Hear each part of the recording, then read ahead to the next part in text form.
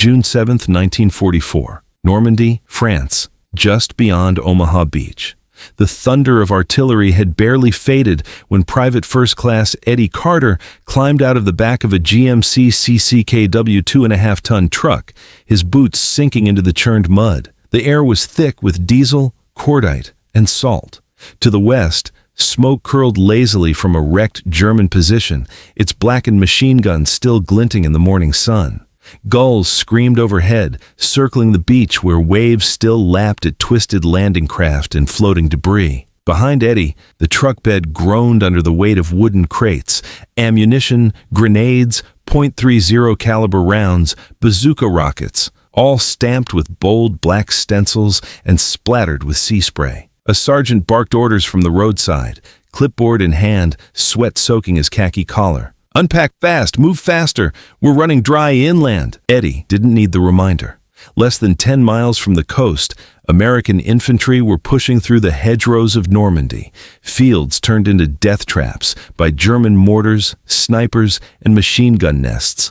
Tanks were burning through shells at an alarming rate. Rifle squads were nearly out of ammo, and the front was moving faster than anyone had expected. The problem wasn't winning ground, it was keeping it. Behind the front lines, chaos reigned. The beachhead was jammed with equipment, trucks, tanks, bulldozers, artillery, and endless pallets of supplies. But the road network in Normandy was a nightmare. Narrow, winding country lanes hemmed in by high hedgerows, centuries old, never meant for the weight of war. Convoys stalled in traffic jams that stretched for miles. Bridges were blown, roads cratered. German artillery had pulled back, but sporadic shelling still made any supply route a gamble. One lieutenant surveyed a map on the hood of a jeep, brow furrowed. "We landed over 160,000 men yesterday. But if we don't feed them, fuel them, and arm them, fast, we're going to lose this whole thing." Military planners had foreseen some of these problems, but not at this scale. They needed a supply artery, something faster, more flexible than anything they'd ever attempted in war. That's when the engineers came forward. In a canvas tent just off Utah Beach, Colonel Eugene Raybould traced his finger over a marked-up map of Normandy. "We're not waiting on the French railroads," he muttered. "We lay our own." Rail units had landed with the invasion force. Combat engineers equipped with rail spikes, steel tracks, mobile cranes, and rolling stock packed in Liberty ships. In the chaos of the beach landings, they'd already begun assembling portable rail spurs on flatbeds, prepping to move deeper inland as soon as the coast was secure. It wasn't elegant. It didn't have to be. The plan was simple. Lay track fast, build depots close to the front, and keep the lifeblood of war, ammunition, food, fuel, flowing every hour of every day. But even with temporary tracks laid down, there was still a problem. Trucks were the only way to move supplies directly into combat zones, and there weren't nearly enough of them. That's when the Army created something new, something radical, something that would become a legend. They called it the Red Ball Express. In the days after D-Day, as port facilities were still being constructed and rail lines pushed forward mile by mile, hundreds of trucks began forming convoys that ran like clockwork, day and night, from beach depots to the front. The roads were muddy, cratered, and bombed, but they ran them anyway. The trucks had a single red ball insignia painted on the doors and marked along their route, a signal to everyone. These vehicles do not stop. Fuel, bullets, medicine, food, over 6,000 tons a day. Behind every wheel sat men like Eddie Carter, most of them African American. Segregated from white units, often under-resourced and overlooked, these drivers would go on to become the beating heart of the Allied supply chain in France. But they weren't there yet. And the German Luftwaffe had just spotted a Red Ball convoy on the move. A shriek tore through the sky. Eddie looked up just in time to see the sun flash off a diving Messerschmitt 109. Then came the sirens, the machine guns, and the fire. The sirens split the air as the Messerschmitt 109 dropped low over the treetops, its machine guns chattering death. Bullets stitched the dirt alongside the lead truck in the convoy, sending soldiers diving into ditches, faces buried in the Normandy mud. Private Eddie Carter didn't flinch.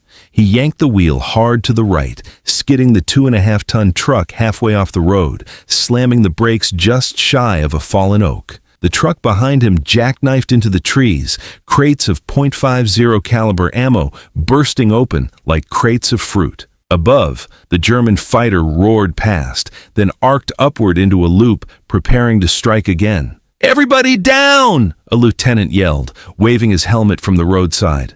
The air was thick with the smell of burning fuel and gunpowder. The woods echoed with the metallic scream of trucks braking, soldiers shouting, boxes splintering. But then came a new sound, a bark of .50 caliber machine guns from the rear truck. The anti-aircraft mount, rigged onto the back of a cargo bed, came alive, tracer rounds streaking into the sky.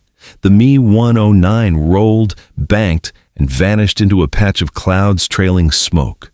The driver manning the AA gun, a short, barrel-chested corporal from Alabama, grinned through clenched teeth. "Y'all best keep rolling.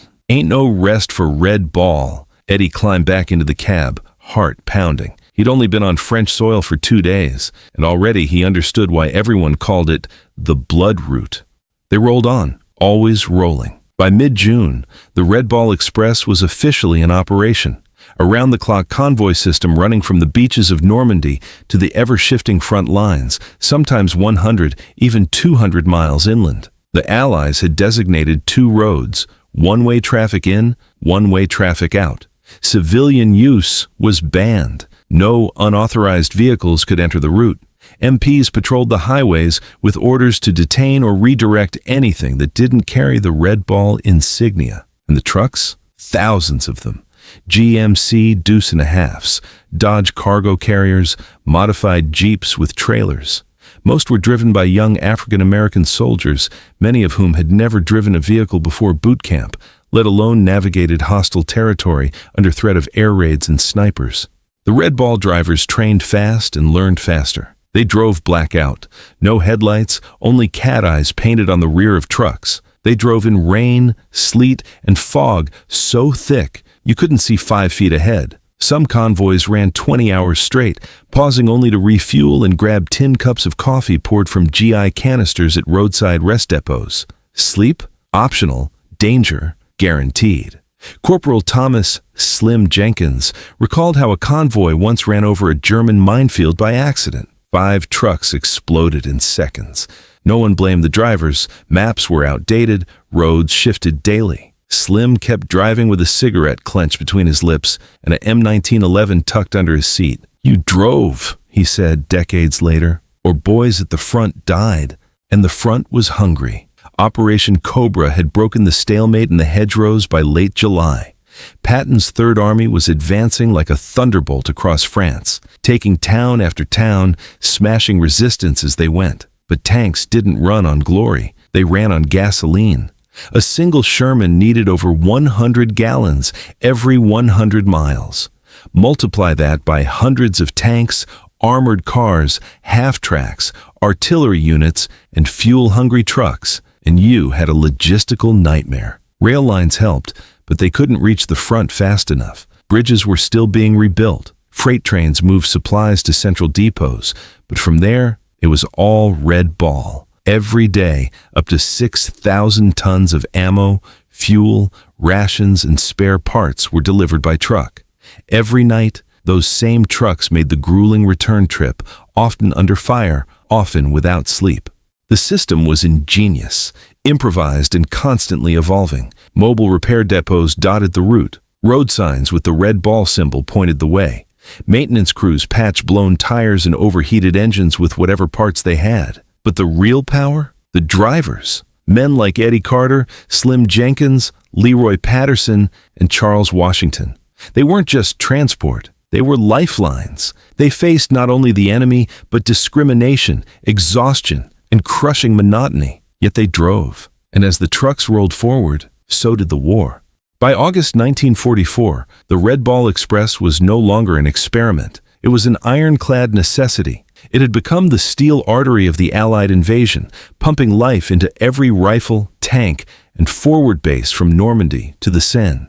But despite the appearance of efficiency, convoys running 24 hours a day, thousands of trucks moving in unison, the cracks were showing. The roads were crumbling. Route N, The northbound corridor designated for supply trucks was choked with mud, shattered pavement, and wrecked vehicles that hadn't yet been cleared. In some places, ruts were so deep that whole tires vanished into the earth. Every 10th truck that rolled through risked losing an axle. At one particularly bad stretch near Le Mans, the convoy slowed to a crawl. A line of trucks stretched for miles, engines idling, heat shimmering off the hoods. Eddie Carter leaned against the steering wheel, sweat dripping off his nose. Flies swarmed in through the open window. The air stank of hot oil and old coffee. Somewhere ahead, a fuel truck had flipped on its side. Driver killed, contents burning. No medics had arrived yet. Eddie looked behind him. 20 trucks, thousands of pounds of ammunition, and still more waiting to cross a temporary bridge patched together by Army engineers the night before. Every delay was dangerous, not just for the convoy, but for the soldiers at the front who were counting on them. "Think they'll clear it before dark?" his co-driver muttered. Eddie didn't answer. He shifted into neutral, lit a cigarette, and waited. That was the thing about the Red Ball Express. You didn't stop unless something made you stop. And even then, you pushed.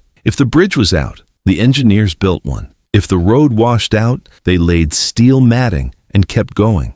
If the truck died, you fixed it or towed it or stripped it for parts. That's how crucial the Lifeline had become. The Allies were outpacing their own supply capabilities. In 1 week, General Patton's forces advanced over 75 miles, taking town after town, leaving behind German wreckage, retreating Wehrmacht units, and miles of desperate roads. His tanks, famously fast, were now sitting idle on the outskirts of Argentine. Why? No fuel.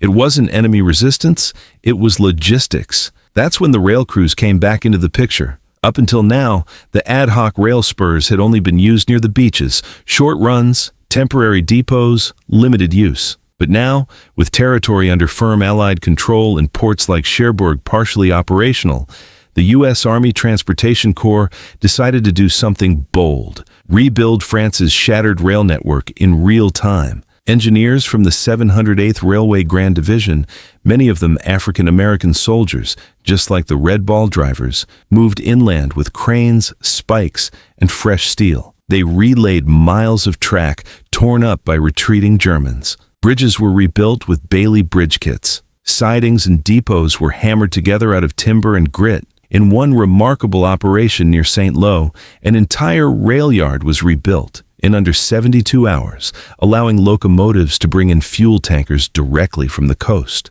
The synergy became clear. Rail moved the mass, Red Ball moved the muscle. The trains delivered bulk fuel, artillery, rations, and parts to centralized hubs. From there, Red Ball convoys fanned out, carrying precisely what frontline commanders needed, wherever they needed it. And that need kept growing. As Paris was liberated and the Allies prepared to cross the Seine, the demands exploded. The enemy was retreating but not defeated. German resistance stiffened along the Siegfried Line. Ammunition consumption soared. Entire truckloads of mortar shells vanished into single morning barrages. And still, the Red Ball trucks kept moving, driving sometimes 800 miles in a 72-hour window, with only ration tins and nervous caffeine to keep the men awake. Mechanical failures were constant. Drivers slept under their trucks or on top of them, weapons within reach. Sometimes the only warmth came from the engine block. Convoys drove blackout at night, taillights covered with slit hoods, following nothing but the faint glow of the truck ahead. If that truck crashed, you crashed too. If it broke down, you towed it. And if enemy fire opened up, you floored the gas and drove like hell, because stopping wasn't an option.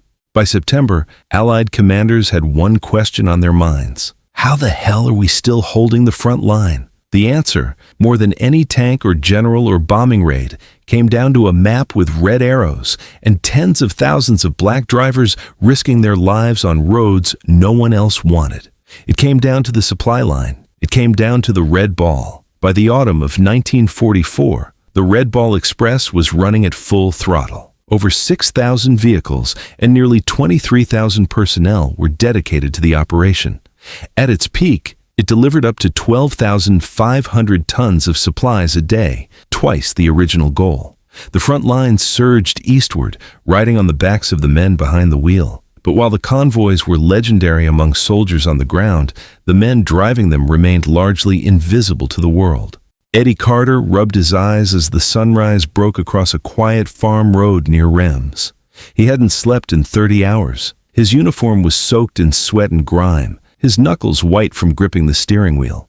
His truck rattled with half a ton of 75mm shells, and somewhere ahead, a machine gun nest needed them before the next push. His eyes drifted closed for half a second too long. The truck veered toward a ditch. The jolt snapped him awake. His co-driver yelped, grabbing the wheel, cursing. Eddie slammed the brakes and skidded to a stop. For a moment, all was quiet, except for the idle chug of the engine. "Eddie," the other man said after a moment, quieter now. "If you sleep, we die." Eddie didn't reply. He knew it was true. The enemy hadn't disappeared. Even with the German army retreating, ambushes were common. Snipers picked off drivers. Luftwaffe raids still targeted supply routes, though less frequently. Mines littered the roadsides. Worse than all of it was the terrain. Narrow roads, sharp turns, dense woods that seemed to close in tighter with each mile. Every driver had heard about the Gauntlet near Mortain, an infamous stretch where German artillery zeroed in on convoys like fish in a barrel. Trucks would peel through it at top speed, shells exploding left and right, tires shredded, engines burning. One driver, a teenager from Mississippi, made it through with his truck missing half its front axle and the windshield shot out. He didn't stop, not until the depot, not until the supplies were offloaded. Asked later how he did it, he simply said, "Ain't no one else bringing them boys' bullets." But the danger wasn't the only weight on these men. For African American soldiers, the battle didn't end at the front line.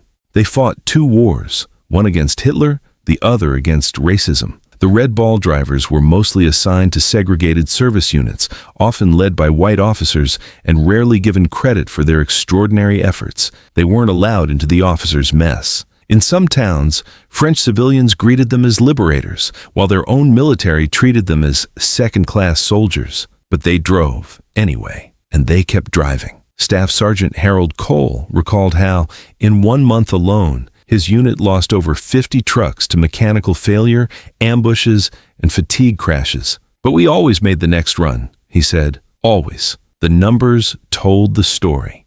In 81 days of operation, the Red Ball Express moved over 412,000 tons of supplies to the front. Without it, Patton's armored spearhead would have run dry. Infantry divisions would have stalled. The entire pace of the Allied advance could have collapsed. When questioned about his success, Patton famously said, "My men can eat their belts, but my tanks gotta have gas." He wasn't exaggerating, and the fuel came from men like Eddie. From 55-gallon drums, stacked 6 high in the back of a swaying truck, leaking gasoline on a muddy road, in the middle of a country he didn't belong to, but would never forget. By November 1944, the Red Ball Express was officially shut down. New ports had opened. The French railways had been repaired. Logistics were handed off to more permanent systems. The emergency lifeline was no longer needed. The convoys stopped. The painted red balls on truck doors faded. The drivers returned to their units or were reassigned to mop-up duty. No medals, no headlines. Just another war story swallowed by time. Eddie Carter left France without fanfare. His truck was loaded one final time and driven onto a barge headed back to England. When he stepped off the dock, no one was waiting. No one ever told him he helped win the war. But history doesn't forget. Today, military historians and veterans groups recognize the Red Ball Express as one of the most extraordinary logistical operations in warfare. Its drivers, mostly black, mostly invisible to the official record, were the unsung heroes of the European campaign. They didn't carry rifles. They carried victory, and they did it 1 mile, 1 gallon, 1 bullet at a time.